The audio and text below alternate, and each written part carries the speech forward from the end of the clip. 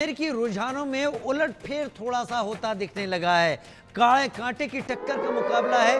कमला Harris ने margin फिलहाल कम कर लिया है।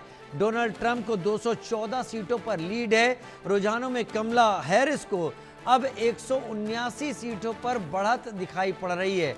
ट्रंप को लुइसियाना और नॉर्थ डकोटा में जीत मिली।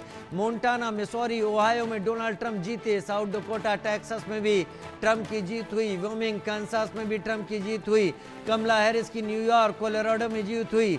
50 राज्य वोट करने के लिए जाते हैं और इन 50 राज्यों में वोट करने के लिए जो वोट करते हैं 50 राज्य इलेक्टोरल कॉलेज के लिए, फिर इलेक्टर्स आगे वोट करते हैं कि वो राष्ट्रपति उपराष्ट्रपति के लिए किसे वोट दे रहे हैं। लेकिन 538 में से 270 का आंकड़ा जिसके पास आ जाता है वो जीत जाता है, उसे विजयी घोषित कर दिया जाता है। 270 इलेक्टोरल कॉलेज वोट हासिल करने की संभावना रख रहे हैं दोनों, जिसमें फिलहाल अभी तक अगर हम देखें तो ट्रंप कहीं आगे दिखाई पड़ रहे हैं, लेकिन कमला हैरिस धीरे धीरे उस दूरी को पाटती हुई दिखाई पड़ रही हैं।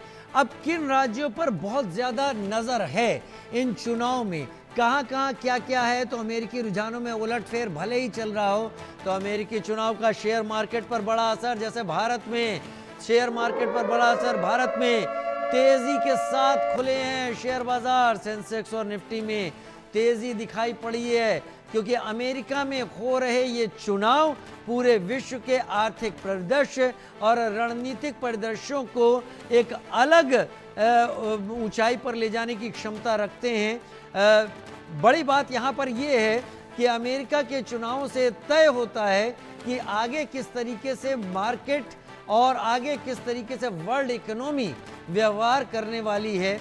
और जहां तक डोनाल्ड ट्रंप की बात है, डोनाल्ड ट्रंप जब तक ये बात कहते रहते हैं कि वो बिजनेस को लेकर आगे चल रहे हैं, वो एलन मस्क के साथ हैं और उनका लीड करना शेयर बाजार पर भी इम्पैक्ट करता दिखाई पड़ रहा है। भारत में सेंसेक्स और निफ्टी में इस वक्त बूम का दौर है जो पिछले कई दिनों से धड़ाम के दौर में थी।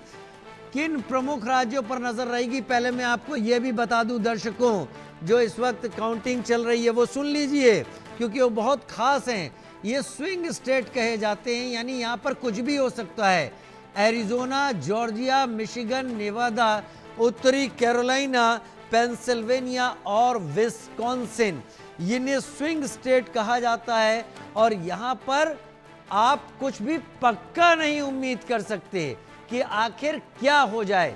अमेरिकी चुनाव में एक खास बात है, अगर % से कम पर जीत हार का मार्जिन होता है तो फिर से काउंटिंग शुरू हो जाती है, लेकिन अगर इससे ज़्यादा होता है तो विजेता घोषित किया जा सकता है। लेकिन ये 7 राज्य तय करते हैं कि कौन लीड कर रहा है।